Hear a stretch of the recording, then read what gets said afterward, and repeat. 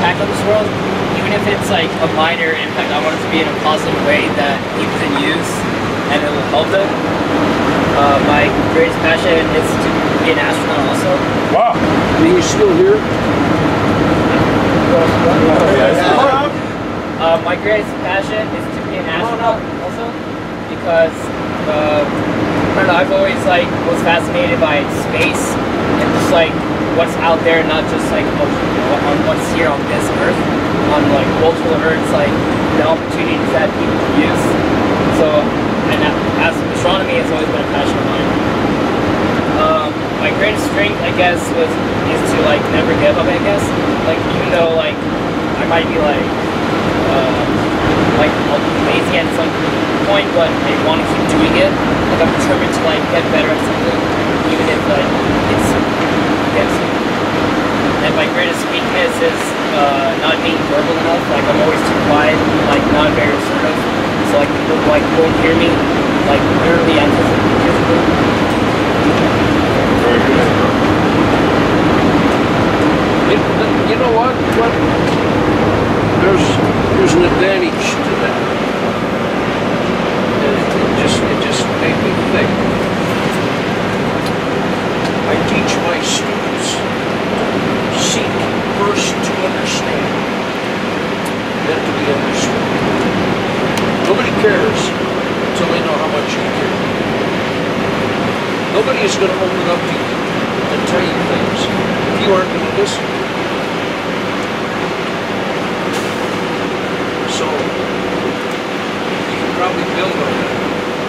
Build it into a strength. Yeah. Excellent. Neil? All right.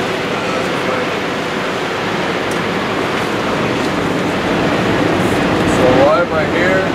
It's basically to end, which includes paying respect to those who come before me, like not taking things for granted, and then also just to try to leave the world a better place than I found it, just by helping those who I love, starting local, branching out if I can. And then I guess if I could do a career that would be fulfill my passions, it would be just work with a lot of people, a lot of different types of people, traveling the world. So it's a way to do that, that's what I want to do. And I feel like my greatest strengths are, well, perseverance, but part of what makes that is the persistence.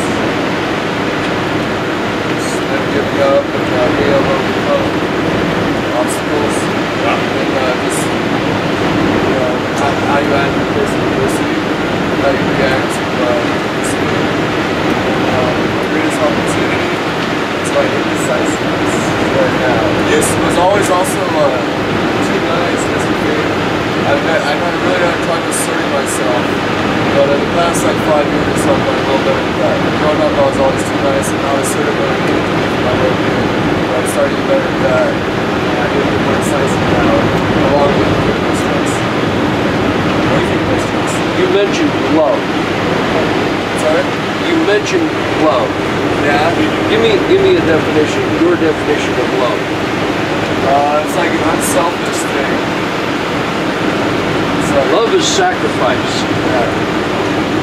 Let me give you an example of love. It isn't this romantic or sexual. That's fool's love. I give my students the example of love. It's like an old man in his garden.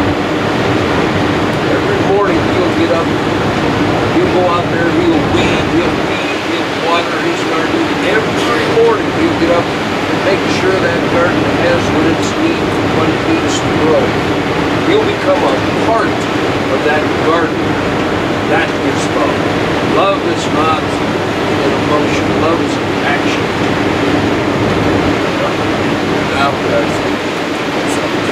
An outward unselfish action. Yes, it's love. Love is sacrifice. You know? You've got to exert yourself.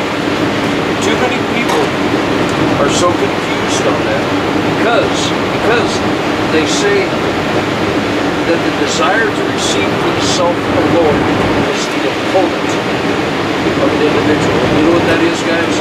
That's the ego. Everybody's got one. And that's what you have to learn to control, that opponent. You do that by sacrificing your friends and family. That's the way to grow. And once you do that, you'll be amazed at what that'll do for you. That's the greatest thing in this universe as well. And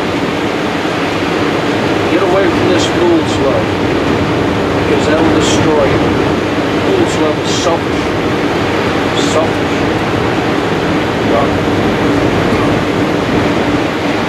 Dustin? Alright, so why am I here? I'd like to think I'm here to make the best out of my life with the things that I have, friends, family, opportunities, the things I do to make the best of those in my life.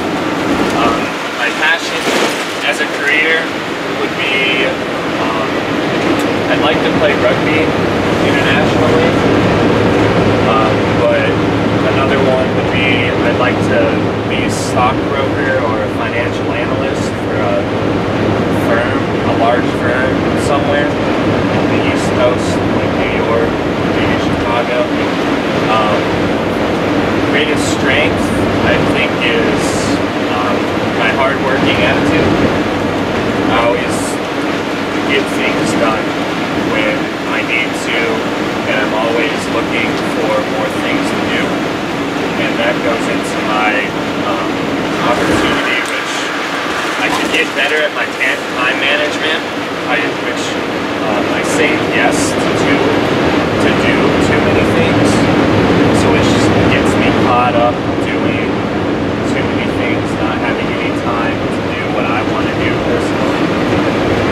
Yeah. It's a challenge. It's largely caring, hardworking, competitive people. It's a challenge to manage your time and your commitments, because you want to go, yep. Hey, can you be at my house Saturday to move? Yep. Oh no, mom's having the hip replacement. I can't be at your house. You know what I mean? It's challenging, and it's kind of a stop, think, act kind of thing. Give yourself some time. Stop and think about it. We respond so quickly in a saturated world of social media and different sources of information coming at us. Respond, respond, respond, respond. Stop and think, and then respond. It's called executive function. It's a high-level, mature process, because how many adults, when they get cut off, stop, think, and then act? Not many, because if they did, they wouldn't go like that. You don't know why that person cut you off. They might have somebody sick and bleeding in the car, and they've got to get to the hospital. You have no idea. Somebody pushes you from behind. Hey, that man pushed me. Maybe you tripped and fell over. You don't even know. You weren't watching. No idea why people do what they do. You stop and think and then act. It helps with commitments. It helps with responses to everything. Just give yourself a little time.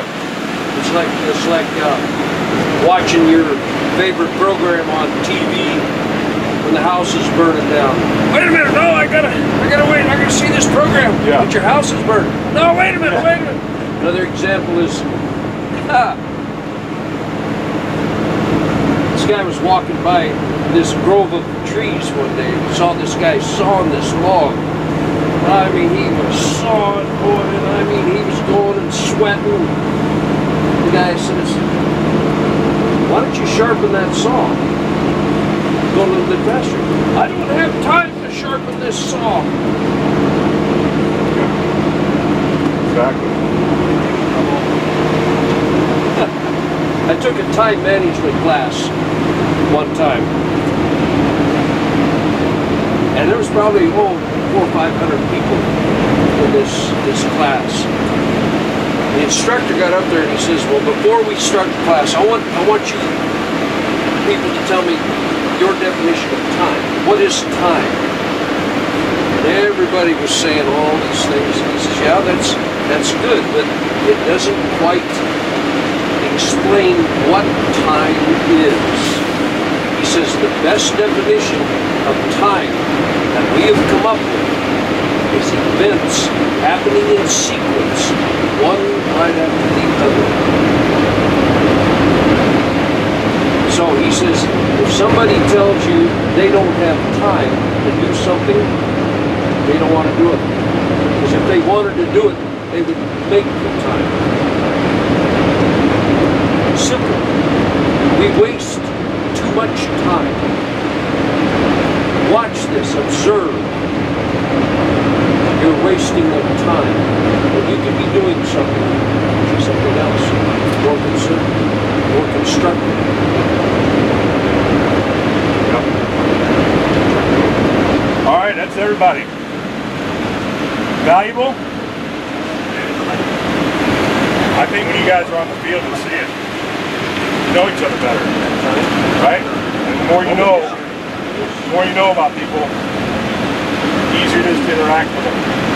So go ahead and pass me your pink sheet, please.